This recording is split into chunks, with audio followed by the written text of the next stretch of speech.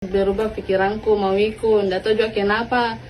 Ya makanya aku ikuti terus, aku kejar terus, bilang nggak mau kak ditinggal, mau kak sama ki.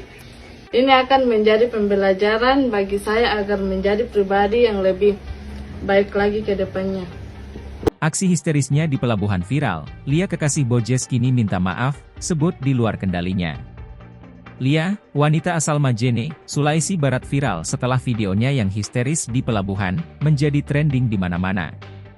Lia saat itu histeris, setelah kekasihnya bernama Ardiansyah atau Bojes, pemuda asal Kelurahan Binanga, Kabupaten Majene hendak ke Kalimantan dan sudah berada di atas kapal, Sabtu, 8 Februari 2025, lalu.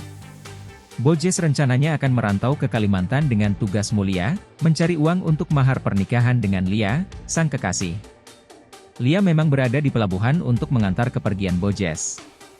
Awalnya, Bojes masih bisa menenangkan Lia agar tetap tenang dan merelakan kepergiannya, tetapi situasi semakin memanas ketika sirine kapal berbunyi.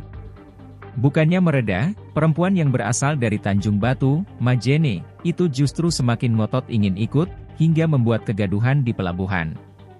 Tangis dan teriakan histerisnya menarik perhatian banyak orang, bahkan kapten kapal sempat menunda keberangkatan. Melihat situasi yang semakin tak terkendali, petugas Syah Bandar pun turun tangan dan menyarankan agar Bojes membatalkan keberangkatannya untuk menghindari insiden yang lebih besar. Akhirnya, Bojes memilih pulang bersama sang kekasih, dan keduanya kemudian didamaikan oleh keluarga masing-masing. Setelah videonya viral, Lia memohon maaf karena sudah membuat gaduh. Video permintaan maafnya kepada otoritas pelabuhan dan warga Majene disampaikannya melalui sebuah video yang kemudian diunggah dan ramai di media sosial. Sementara itu, Ardiansyah atau Bojes, kini bak ketiban durian runtuh. Bojes banjir simpati dari berbagai pihak.